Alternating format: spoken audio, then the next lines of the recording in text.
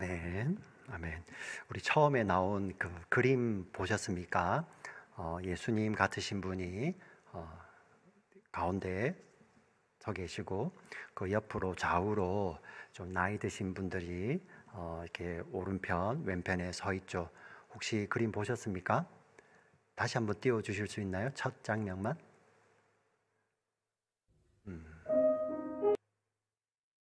네, 맞습니다. 옆에도 이렇게 제목이 나와 있는데요. 마태복음 17장의 말씀을 그대로 그림으로 그려 놓은 것입니다. 예수님이 여기가 우리는 이곳이 정확하게 어떤 산인지는 모르기 때문에 우리 교회사 가운데서는 이곳을 변화산이라고 부릅니다. 이때가 언제냐면은 예수님께서 십자가에 달려 죽으시기 얼마 앞두고 이제 이 산에 올라가셔서 예수님께서 변화되시죠. 그때 좌우로 누가 나타나냐면은 엘리야와 모세가 나타나게 됩니다. 그때 예수님은 변화되셨고요. 그 예수님과 함께 산을 올랐던 세 제자들은 그곳에서 천국을 경험하게 됩니다. 사실 그냥 예수님께서 단순히 변화하셨다라는 그 의미라기보다는 영적으로 예수님이 어떠한 분이신지를 나타내시는 거예요. 온 세상을 다스리시는 하나님으로 이 땅에 오셨고, 비록 육신의 몸으로 오셔서 우리를 대신하여서 십자가에 돌아가시는 어린 양이시지만 여전히 세상을 다스리시는 하나님이시라는 것을 믿음의 사람들에게 보여주시는 사건이죠. 그래서 엘리야와 모세가 나타났을 때 왜 이들이 나타난지는 정확하게 알지 못하지만 우리가 두 가지 이유를 들 수 있는데, 첫 번째 엘리야, 모세. 엘리야는 선지자의 대표로, 그리고 모세는 율법의 대표로 나타났다라고 설명을 합니다. 참 좋은 설명입니다. 또 한 가지 설명은 무엇이냐면은 구약 성경에서 산에서 하나님의 영광을 직접 본 인물이 딱 두 사람이 있어요. 그가 바로 모세와 엘리야입니다. 예. 그래서 율법과 선지자의 대표로 나타났지만 동시에 이 모세와 엘리야를 산에서 만나시는 분은 그 예수님, 우리가 믿는 예수님이시죠. 그 예수님은 마태복음 17장의 이야기는 바로 그분이 하나님이시라는 것을 이야기하시죠. 이 천국이 그 땅 가운데 임한 겁니다. 그러자 그 천국의 임한 가운데 그 영광의 광채 앞에 우리 제자들은 다 지죠. 시간 가는 줄 모릅니다. 제발 여기 계속 있었으면 좋겠습니다. 그러나 예수님은 산 밑으로 내려가라고 말씀을 하시죠. 왜 그랬습니까? 그 산은 여전히, 산 밑에는 여전히 문제들로 가득한 세상이었죠. 오늘 아마 이 찬양의 이 메시지가 이 그림 그대로 담고 있는 것 같습니다. 산 밑에는 귀신 들린 아이가 불에도 넘어지는데 그 깨어진 관계 때문에 어찌할 줄 모르는, 능력이 없어서, 사랑이 없어서 어찌할 줄 모르는 그 세상 가운데 하나님께서 당신의 다스림을 통해서 이 세상을 회복시키실 것을 우리 그림으로 표현하였고요. 그 내용이 바로 마태복음 17장입니다. 혹시 오늘 댁에 돌아가시면 기회가 되시면 꼭 마태복음 17장을 오늘 말씀, 이 찬양과 함께 읽어보시면 좋겠습니다. 제가 이렇게 조금 길게 설명을 드렸는데 정말 제가 뭐 이렇게 우리 지휘자님께 이걸 틀어주세요 한 것도 아니고요. 엘리야라는 사람이 제가 오늘 준비한 말씀 가운데 등장을 하기 때문에 제가 또 소두에 조금 이렇게 길게 설명을 드렸습니다. 2006년도 여름이었습니다. 저희 첫째 아이가 2006년도 이렇게 늦가을 11월에 태어났거든요. 2006년도 여름에 저희 첫 아이가 제 아내의 그 뱃속에 있을 때 그때 저희는 그 달라스 포토스 지역에 있었습니다. 그 여름에 휴가를 어떻게 가졌냐면은 저희와 가까운 가정, 우리 그 집도 이제 첫 아이를 뱃속에 가지고 있어요. 나이도 저랑 같고요.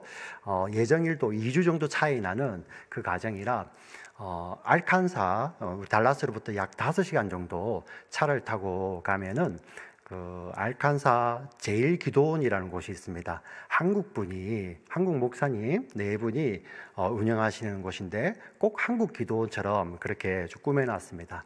그래서 그 여름에 거기를 가서 3박 4일 가서요. 오전에 성경을 읽고 오후에는 우리가 알칸사 우리 우치타 호수에도 가고 이렇게 하자 계획을 갖고 갔어요. 신약을 다 읽으려고 갔습니다. 그 당시에 유행했던 에스라 통독이라고 한 1.3배, 1.5배 정도 빠르게 읽는 그런 이렇게 녹음된 성경이 있었어요. 그걸 가지고 3박 4일 동안 오전에 신약을 다 읽을 요량으로 갔습니다. 지금처럼 뭐 구글 맵, 지금처럼 이 스마트폰이나 요즘은 이 내비게이션이 그냥 여기 다 있잖아요, 그죠? 근데 그때는 그게 없어서 우리 어른들 다 기억하실 것입니다. 맵 퀘스트라든지 야후에서 맵을 뽑아서 프린트해서 가죠, 그죠? 그래서 저희가 주일 예배를 마치고 오후에 출발해 가는데요. 그때는 해가 길어서 가는 길은 좋았는데 이 알칸사 다와 갈 때 보니 이제 굉장히 어두워진 겁니다. 근데 그 기름이 조금 남아서 우리 계획은 고속도로에서 넣지 말고 이제 우리 원하는 곳에 빠져나가서 거기에서 이제 기름을 넣자. 우리 달라스 같은 경우는 뭐 어디를 빠져나가도 이렇게 주유소가 있거든요. 그 생각을 하고 이제 나갔는데요. 주유소가 없는 거예요. 이미 기름 그 불은 벌써 들어왔고 지금 몇십 마일을 조용히 왔죠. 우리 앞에 남자들은 아이고 걱정하지 마라. 우리 남자들 그거 있잖아요, 그죠? 주유소 당연히 나온다는데 불은 들어왔는데 20마일을 가도 안 나오고 뒤에 우리 이제 배 안에 새로운 생명을 이렇게 가지고 계신 두 분은 그죠? 이제 우리 여자분들 늘 이해하시잖아요, 그죠? 남자들은 항상 참 인물값을 하죠. 말 안 듣잖아요. 네, 아이고 그거 봐라, 우리가 앞에서 기름 넣자고 할 때 무시하더니 어떻게 할래? 막 이런 분위기였습니다. 근데 겨우 그 알칸사의 어느 그 국도변에 가스 스테이션이 있는 거예요. 그래서 가스를 딱 넣고 가는데 참 많은 깨달음이 왔습니다.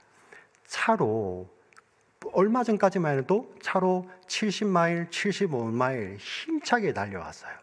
사실 우리 이 땅에서 이렇게 시속 75마일, 우리 한국으로 따지면 뭐 110km, 120km 이렇게 사람이 움직일 수 있는 게 나온 지 얼마 안 됐어요. 우리 어른들 어린 시절 한번 생각해 보십시오. 땅에서 누군가가 그 시속 70마일, 시속 100km로 움직인다는 거 상상이나 해보셨겠습니까? 네, 못했죠. 네. 근데 이런 것을 우리가 쓰게 되잖아요. 생각을 해보면 굉장히 아주 힘있고 굉장히 파워풀하고 놀라운데 우리가 아는 것은 그것도 만약에 가스가 떨어지면 아무 무용지물이라는 거예요. 전기 자동차든 가솔린 자동차든 연료가 떨어지면 아무 무용지물이에요. 가깝게 가볼까요?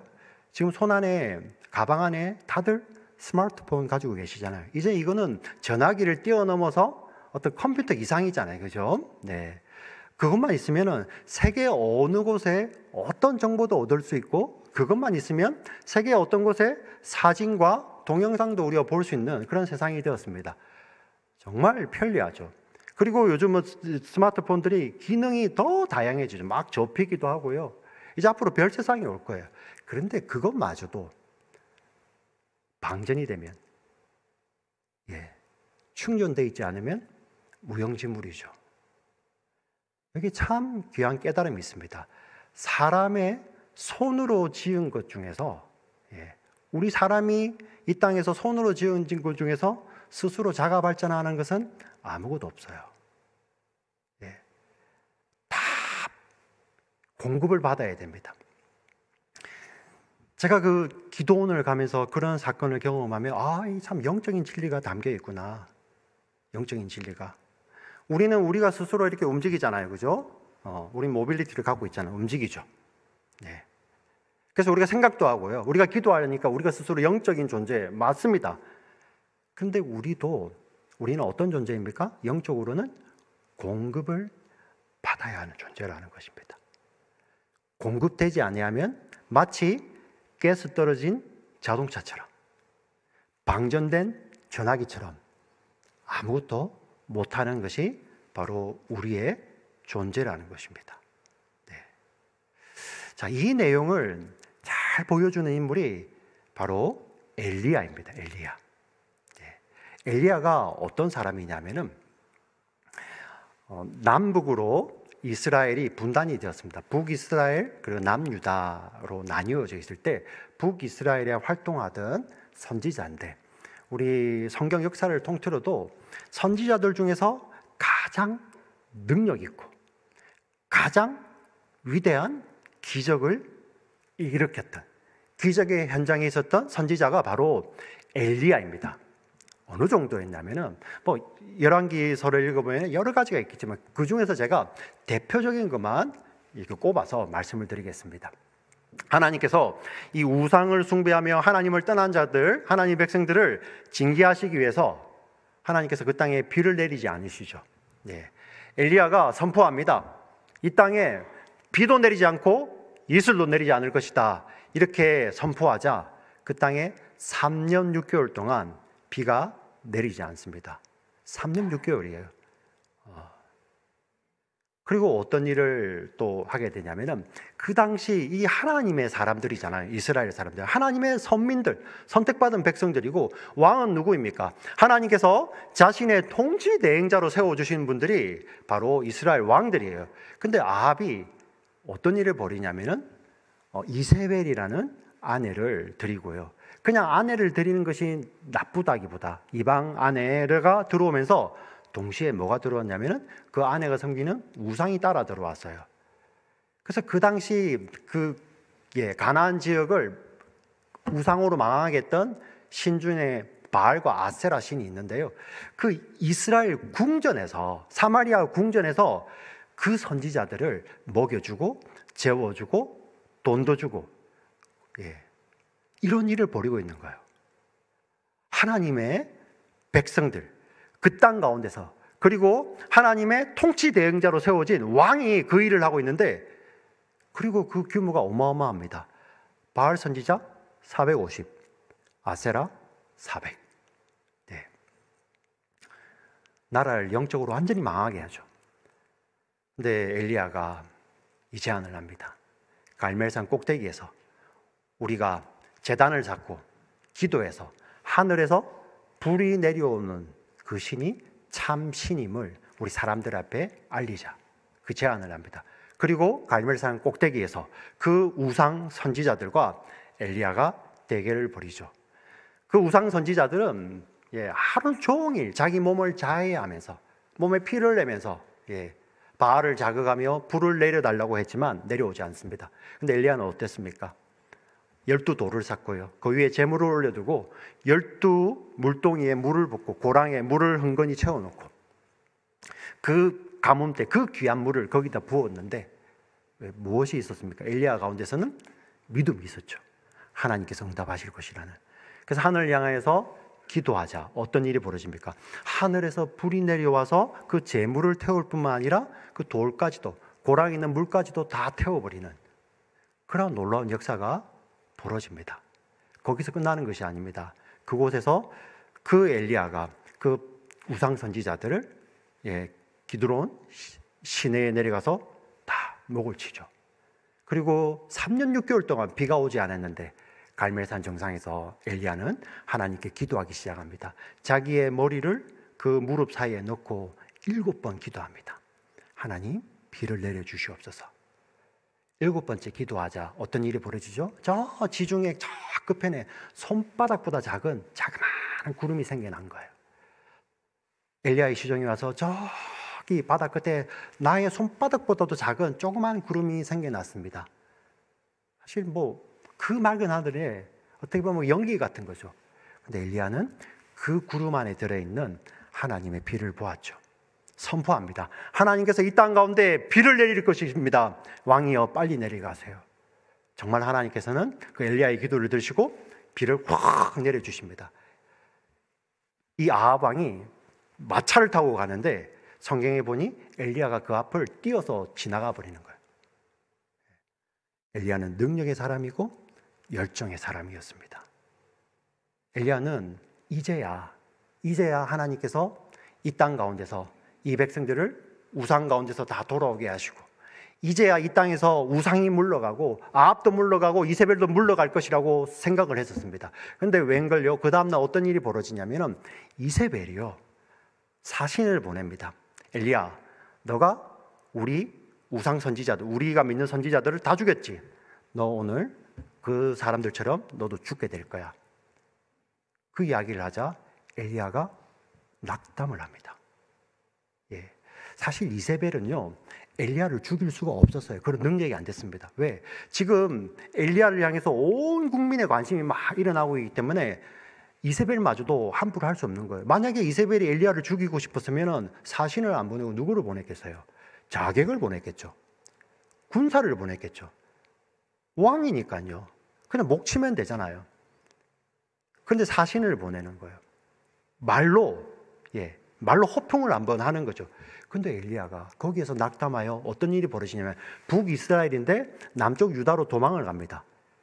그냥 도망간 것이 아니라 남유다의 중에서도 제일 남단, 제일 서던 파트가 어디냐면은 브엘세바 사막인데 거기까지 도망을 가요. 그리고 그 사막에 가서 어디 밑에 들어가냐면은 로뎀 나무 밑에 들어갑니다. 로뎀 나무는 잎이 무성해서 그늘이 짙은 나무가 아니라 잎이 앙상해요. 가지가 앙상해가지고 그늘을 이렇게 얻기 별로 안 좋은 나무입니다. 근데 그 능력의 선지자, 그 열정적인 선지자가 그 로뎀 나무 밑에, 거기에서 누워 하나님께 이런 기도를 합니다. 하나님, 제발 나를 데려가 주세요. 이게 도대체 뭡니까? 엘리야가 믿음을 잃어버렸습니까? 엘리야가 이제 더 이상 저는 하나님 안 믿어요 하고 믿음을 버렸습니까? 아니요. 엘리야는 지쳤고 탈진하였습니다. 그런데 우리의 시각으로 보면 이 엘리야가 마치 믿음을 떠난 사람처럼, 여러분 상상이 가십니까? 기도하는데 하늘에서 불이 내려오고, 기도하니까 하늘에서 비가 내려오고, 그 열정적인 에너지로 그 마차앞을 달려가던 그 엘리야가 순식간에 그렇게 무기력한 모습으로 하나님, 저 좀 죽여주세요. 이런 모습이 상상이 가십니까? 근데 왜 하필 엘리야의 이런 모습을 통하여, 이런 모습을 그렇게 자세하게, 사실 성경이 지어낸 이야기라면 이런 거는 지우고 싶잖아요. 이건 영웅의 이야기가 아니잖아요. 우리가 본받고 싶은 이야기가 아니잖아요. 지워도 되잖아요. 근데 가장 수치스러운 모습을 어떤 기적 현장보다도 더 길게, 더 자세하게, 더 디테일하게 기록하고 있습니다. 왜 그런지 아세요? 그 엘리야를 통해서 우리에게 주신 메시지가 있죠. 우리 야고보서에 보면 이런 표현이 있습니다. 엘리야와 성정이 같은 자라. 이번 엘리야마저도 엘리야가 위대한 것이 아니라 엘리야가 믿는 하나님이 위대하신 거예요. 우리 다 같이 아멘 할까요? 엘리야가 위대한 것이 아니라 엘리야는 우리와 똑같은 성정을 갖고 있는 자예요. 엘리야 스스로가 영적으로 자가 발전을 하는 자가 아니라 엘리야에게 영적인 에너지, 영적인 생명이 공급되지 않으면 엘리야는 마치 그 앙상한 로뎀 나무와 같이 바짝 말라버린 나뭇가지와 같은 존재라는 것을 이야기하는 것이죠. 이 말씀이 우리들에게 그대로 적용되는 하나님의 말씀입니다. 이것을 잘 보여주는 또 말씀이 오늘 읽었던 이사야의 말씀입니다. 하나님께서 하나님의 백성들에게 이렇게 말씀을 하십니다. 우리 이사야 내용을 제가 몇 번 설명했지 않습니까? 너희가 포로로 잡혀가실 것이다. 40장 이후에는 하나님께서 회복시키실 것을 약속하시죠. 그죠? 하나님이 내 백성을 위로하라 말씀하시면서 이제 너희의 포로의 때가 끝나고 너희는 돌아가게 될 것이다. 하나님께서 회복시키실 것이다. 이렇게 말씀을 하시는데 곳곳에 이런 반응이 있는 거예요. 하나님 언제요? 보통 우리가 이 하나님이 이런 말씀을 우리에게 직접 말씀하신다고 생각해 보세요. 그럼 우리는 이렇게 하겠죠. 할렐루야. 근데 하나님 백성들이 그러지 않고 하나님 언제요? 하나님 우리 잊으셨잖아요. 예. 하나님 제가 기도해도 안 들어주시더니 이렇게 반응하는 거예요. 마치 이 하나님과 전혀 관계없는 사람처럼, 믿음의 사람과는 전혀 상관없는 사람처럼, 마치 믿음을 버린 것처럼, 믿음을 버린 자, 배교한 자, 불신자와 방불한 모습이 이스라엘 백성들 엘리야에게 나타나고, 그것을 그대로 성경은 기록하고 있습니다. 어떻게 아냐고요? 하나님께서, 하나님의 백성들이 하나님을 떠나고 믿음을 버렸을 때 하나님께서 너희가 왜 나를 버리고, 너희가 왜 나에 대한 믿음을 버리고라고 분명하게 말씀해 주십니다. 그런데 오늘 본문에 보니 하나님이 그렇게 말씀하지 아니하시고 이렇게 말씀을 하세요. 한번 다시 읽어볼까요? 우리 40장 27절 이사야 같이 읽겠습니다. 시작.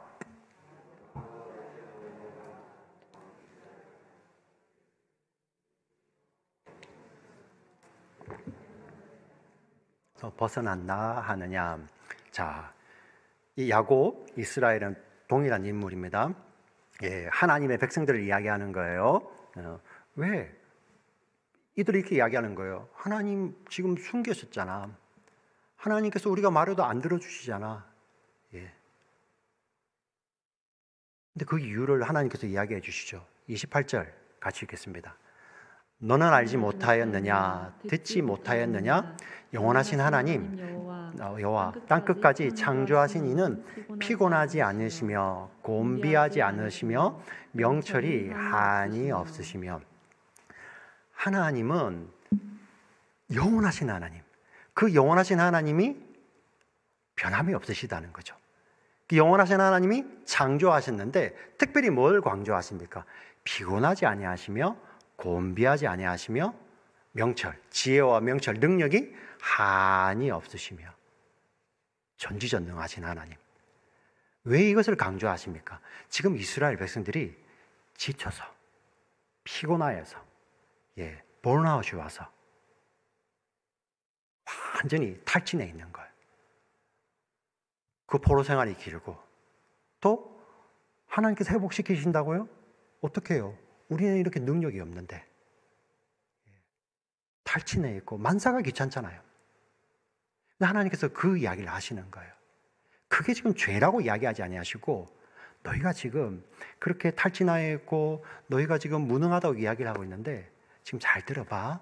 나는 영원하신 하나님 여호와, 땅끝까지 지으신 하나님, 이런 의미입니다. 나는 저 이스라엘 땅, 가나안 땅, 그곳에서만 내가 여호와가 아니라 지금 너희들이 포로로 잡혀와 있는 이 땅도 내가 지은 하나님이시라고 말씀을 하시죠. 오늘 사는 우리들에게도 그대로 적용을 할 수 있습니다. 우리가 지금 이민해 와 있는 이 미국 땅, 심지어 코로나가 창궐해 있는 이 땅마저도 하나님께서는 다스리시는 분이세요. 하나님께서는 창조하신 분이십니다. 믿으십니까? 네. 하나님이 그 말씀을 하시며, 나는 피곤하지도 곤비하지도 않는다. 나는 탈진하지도 않는다. 나는 명철이 다함이 없다. 이렇게 말씀을 하시고, 우리 29절 30절 말씀 같이 읽어가겠습니다. 시작. 피곤한 자에게는 능력을 주시며 무능한 자에게는 힘을 더하시나니. 지금 피곤한 자에게 능력을 주시고 무능한 자에게 힘을 더하신다고 말씀을 하시죠. 그리고 아주 좀 재미난 표현입니다. 자, 소년이라도 피곤하며, 같이 읽습니다. 소년이라도 피곤하며 곤비하며 장정이라도 넘어지며 쓰러지되. 자, 이 소년 장정, 어떤 의미냐면은, 우리 소년은 아주 가장 왕성할 때 아닙니까? 우리 유스들 보세요. 유스들. 그냥 잠 안 자도 뭐 어디서 에너지가 나오는지. 그런데 그런 소년이라도 피곤하며 곤비하며, 피곤해서 탈진하고. 장정은 어떻습니까? 가장 능력이 뛰어날 때 아닙니까? 가장 힘이 셀 때, 가장 능력이 뛰어날 때 넘어지며 쓰러지되. 우리 여기서 쓰러지되라고 되어 있지만 예전 성경은 이것을 자빠지되라고 번역을 했습니다. 참 좋은 표현 같아요. 아무리 에너제틱하든지 아무리 능력이 뛰어나든지 인생은 어떤 존재라는 것입니까? 방전될 수밖에 없는 존재라는 거예요. 예. 야곱아, 이스라엘아 부르시면서 하나님, 저 우리 지쳤어요. 하나님, 우리 것 안 들어주시잖아요. 하나님 약속을 주신다고요? 우리 모습을 보세요. 이게 이러한 모습을 우리가 뭘 재건을 하고 뭘 어떻게 해요? 우리 능력이 없어요. 하나님, 저 지쳐있는 우리 모습 보세요. 하나님, 지금 제 형편을 보세요. 이때 하나님께서 이 믿음 없는 녀석아, 이렇게 말씀하지 않으세요. 어디서 우리 알 수 있습니까? 아까 엘리야가 지쳐있는데, 그 쓰러져 있는데 보시면 하나님께서 사자를 보내셔서, 너무 놀랍죠. 우리는 참 믿음만 있으면 산다고 우리가 믿음을 고백하지 않습니까? 근데 하나님께서 엘리야에게 먹을 물과 떡을 주시고 먹이시고 잠재워 주시고 또 먹이시고 잠재워 주시고, 그리고 일어나서 말씀을 주셔서 떠나게 하십니다. 오늘 마찬가지라는 것입니다. 하나님의 백성 전체가 피곤하고 탈진하여서 넘어져 있고, 그 힘이 다해서 내 힘으로는 이제 한계야, 이거 못 버텨, 이러고 있는데 하나님께서는 너 왜 믿음이 없니? 그렇게 말씀하지 아니하시고, 안다, 그게 인생이라는 거예요. 소년이라도 피곤하며 곤비하며 장정이라도 넘어지며 쓰러진다. 그런데 너희 인생이 그런데 나 여호와 하나님, 영원하신 하나님, 천지를 창조하신 하나님, 그 능력과 명철이 한없으신 하나님, 변함이 없으신 하나님께서 이렇게 말씀을 하시는 거예요. 31절을 같이 읽겠습니다. 31절 시작. 오직 여호와를 앙망하는 자는 새 힘을 얻으리니 독수리가 날개치며 올라감 같을 것이요 다른 박질하여도 곤비하지 아니하겠고 걸어가도 피곤하지 아니하리로다. 아멘. 하나님 이렇게 말씀을 하시는 거예요. 너희가 자가 발전하는 존재들이 아니라 너희들은 나로부터 힘을 얻는, 그게 바로 새 힘이죠. 그 새 힘을 얻는 존재들이야 라고 말씀을 하시면서 누구에게 새 힘을 부어주신다고 하십니까? 오직 여호와를 앙망하는 자. 눈을 들어 하늘을 본다는 의미죠. 앙망한다. 하나님을 기다리고 하나님을 바라본다는 것입니다. 이게 어떻게 할 수 있습니까? 나 스스로는 자가 발전하는 존재가 아니라, 나는 영적으로 스스로 일어나는 존재가 아니라 하나님께서 나에게 부어주셔야 됩니다라는 그러한 고백이죠. 우리가 75마일, 80마일, 요즘 차들은 성능이 좋아서 100마일도 달리잖아요. 막 지구 끝까지로 갈 것처럼 그렇게 느껴지지 않습니까? 그런데 기름이, 가스가 떨어지면 바로 서버려요. 우리 셀폰 보세요. 스마트폰 보세요. 뭐든지 다 할 수 있을 것 같고, 이것만 있으면은 뭐 못할 게 없다고 생각하는데, 그거 배터리가 아웃돼 버리면 아무것도 아닌 거죠. 우리 인생이 그렇다는 것입니다. 하나님께서 새 힘을 부어 주셔야지 살아난 존재다라는 것이죠. 하나님 이렇게 말씀하십니다. 땅의 것을 보지 말고 눈을 들어 하나님을 바라보라.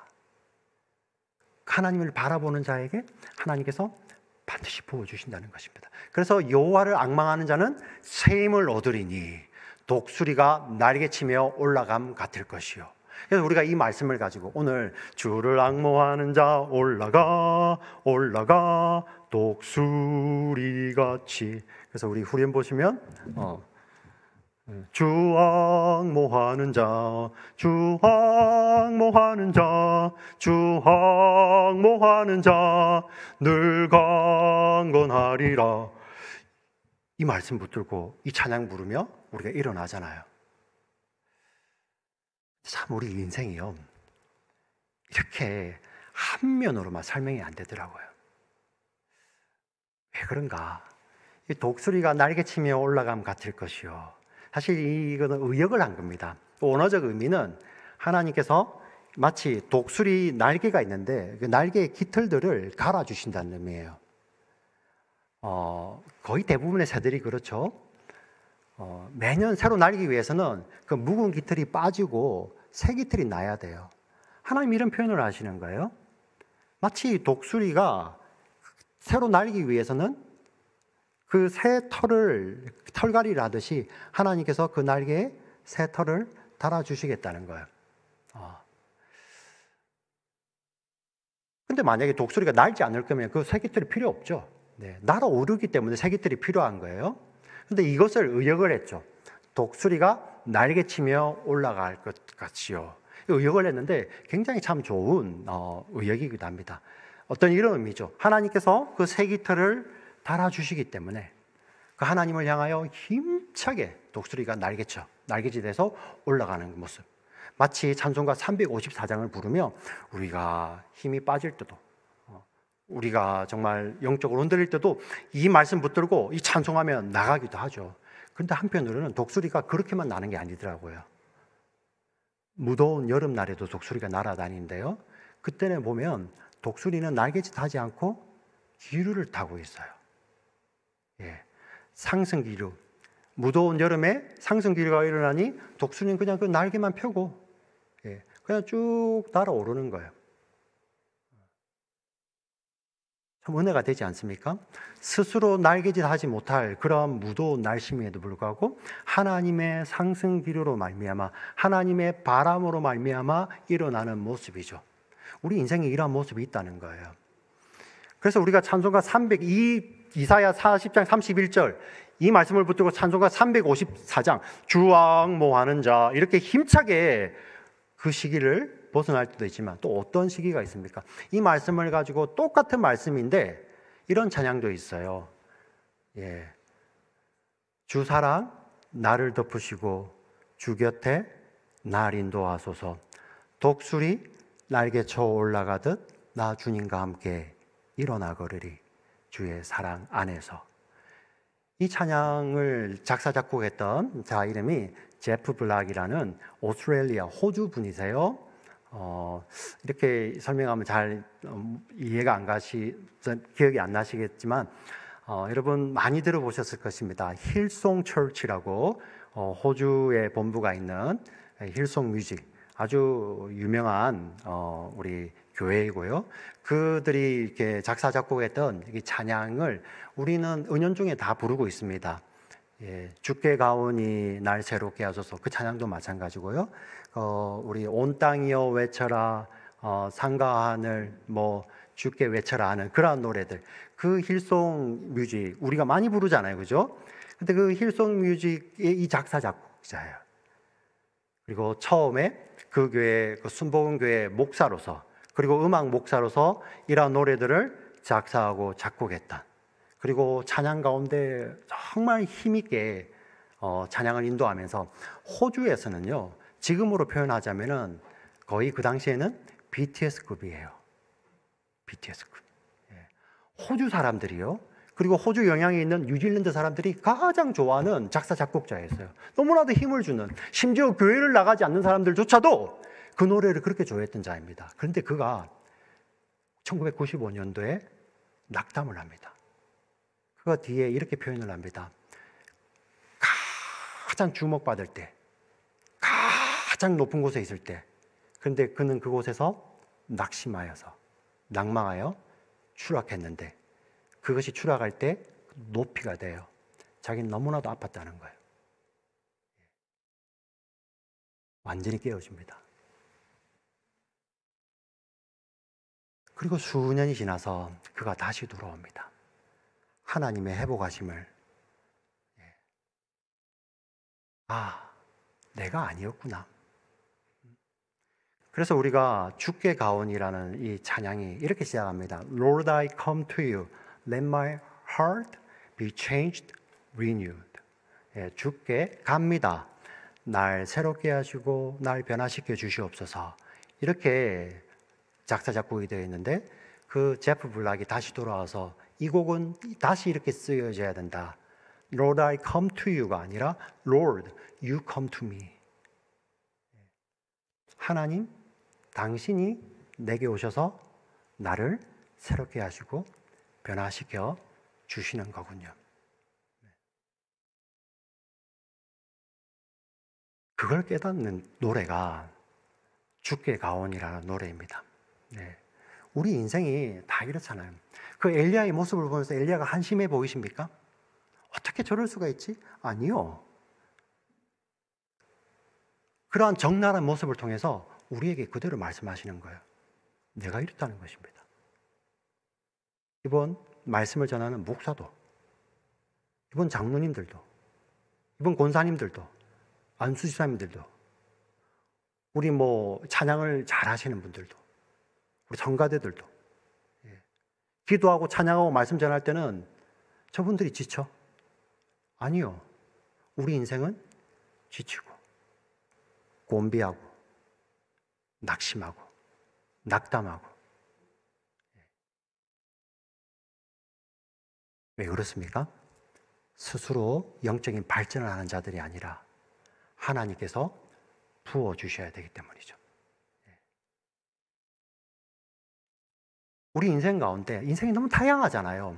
어떤 한 단면으로 탁 말씀할 수가 없는 거예요. 우리 인생. 하나님 그렇게 안 지으셨어요.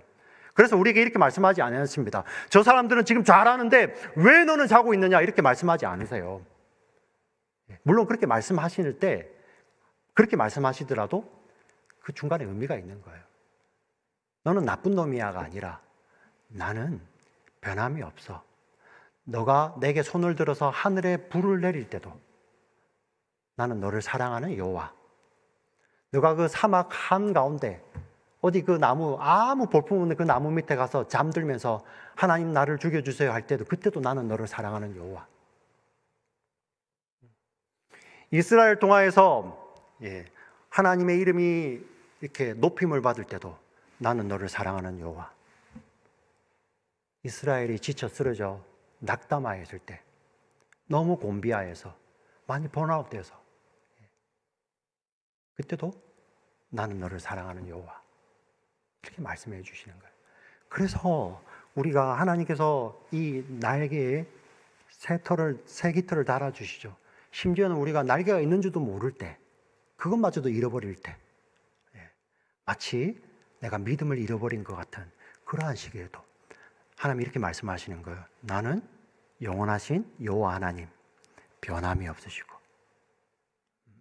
곤비한 너를, 피곤한 너를, 낙담한 너를, 힘이 없어서 무능하다고 생각하는 너를 다시 일으켜주는 여호와 하나님. 너는 나를 바라볼 때 내가 너를 일으켜주리라. 이렇게 말씀하시는 분이세요. 그래서 우리 인생 가운데 정말 찬송가 354장을 부르면서 힘있게 달려갈 때도 하나님은 여전히 함께 하시고요. 마치 엘리야의 모습처럼, 마치 이스라엘 백성처럼 하나님 나 지쳤어요. 너무 길잖아요. 너무 나는 나약하잖아요. 이럴 때도 하나님 여전히 말씀하시며 일어나게 하시죠.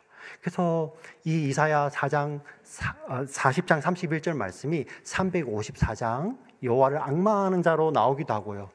주께 가오니 주 사랑 나를 덮으시고 주 곁에 날 이끄소서 오오오 하면서 가죠. 독수리 날개쳐 올라가듯 나 주님과 함께 일어나 걸으리 주의 사랑 안에. 이사야 40장 31절 말씀은 우리 삶의 믿음의 여정이 어떠한 자리에 있든지, 지금 자신이 소년이라 생각하고 자신이 장정이라 생각하는 자이든지, 아니 자신이 노년이라고 생각하는 자이든지, 어느 누구인가든지 하나님의 말씀은 동일하게 역사하셔서 그 자리에서 우리를 일어나게 하시는 것입니다. 믿음의 사람들에게 도전합니다. 사실 우리가 힘들 때가 언제입니까? 어떤 큰 어려움이 닥쳐와가지고 순간 어려운 거 그거 잘 이겨내요, 사람들은요. 근데 제일 힘든 게 뭔지 아십니까? 여자분도 언제 제일 힘드세요? 아침에 아침 먹고 돌아서니 또 점심 뭐 먹어야 되지? 그거 힘들지 않으세요? 예전에는 그래도 밖에 나가기도 요즘 막 집에 재택근무 늘어나가지고 그죠? 점심까지 챙겨줘야 돼. 점심 먹고 나니까 치우는데 또 저녁은 뭐 먹지? 그게 하루가 아니고 매일 반복되잖아요. 마치 환난이 오고 고난이 와도 내가 이길 것 같은 우리 자들이 그런 반복되는 일상 가운데서 정말 벗어나고 싶다. 하나님 저를 데려가 주세요. 엘리야와 똑같은 모습 아닙니까? 우리 남자들은 어떻습니까? 네, 하나님께서 내게 주신 직장, 일터, 이 일을 통해서 우리 가족을 먹이고 살리고 하는 그러한 소명이 있음에도 불구하고 그 자리에 가면 어떻습니까? 매일 반복되는 시간 가운데서 하나님 언제 끝납니까?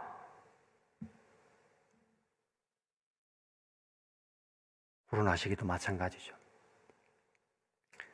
그때 우리는 어떻게 해요? 바로 이 말씀 붙들고 그렇구나. 그렇구나. 나는 스스로 발전하는 자가 아니라 하나님만이 나를 채우시구나. 그래서 우리는 하나님을 향하여서 오직 우리의 얼굴을 하나님을 향하는 앙망하는 자, 오직 여호와를 앙망하는 자. 하나님 무엇을 약속하십니까? 당신의 영원하심, 당신의 전능하심, 그 힘으로 우리에게 채워주시겠다는 것입니다. 이 말씀을 믿음으로 오늘 이 코로나 현실 그리고 매일매일 반복되는 일상 가운데서 승리하시는 우리 모두가 되시기를 주의 이름으로 축복합니다. 아멘, 아멘. 살아서 역사하시는 하나님 아버지 감사합니다. 말씀을 붙들고 저희들 다시 일어서기를 원합니다. 하나님 역사하여 주시옵소서.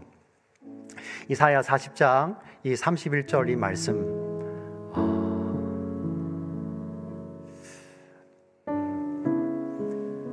동일한 말씀인데 하나님 이 말씀을 받는 우리 사랑하는 지체들의 삶이 너무나도 다양합니다.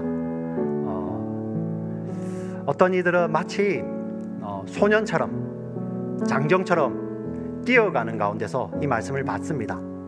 하나님 이 말씀이 그들을 깨닫게 하셔서 네 힘이 아니라 나의 힘으로 뛰는 것임을 깨달아 알게 하여 주시옵소서. 하나님 또 어떤 우리 지체들은 너무나도 지쳐서 곤고하고 곤비하여서 하나님 이거 정말 언제 끝납니까? 저는 힘이 없어요 라고 주저앉고 싶을 때 하나님 이 말씀을 주십니다. 하나님 깨달아 알게 하여 주시옵소서. 이 말씀 꼭 붙들고 다시 일어나게 하여 주시옵소서. 내 힘이 아니구나. 내가 하나님을 바라볼 때 하나님이 이미 내게 날개를 달아주셨고 하나님이 이미 내 날개를 새롭게 하셨구나. 내가 하나님의 바람을 탈 때 나는 날아오를 수 있구나라는 그런 깨달음을 허락해 하여 주시옵소서. 그리하여 우리가 어떤 형편에서 하나님을 향하여 날아오르든지 날개를 달게 하신 분도 하나님이시고 나를 날아오르게 하신 이도 하나님이심을 믿음으로 고백할 수 있는 우리들 되게 하여 주시옵소서. 하나님 우리가 믿음의 여정, 믿음의 우리 활강을 해나갈 겁니다. 주님 오시는 그날까지 어느 자리에 있든지 어떤 형편에 있든지 나를 의지하는 자가 아니라 나의 힘이 되어주시는 하나님을 의지하여 일어설 수 있는 우리 모두 되게 하여 주시옵소서. 예수 그리스도의 이름으로 간절히 기도합니다. 아멘.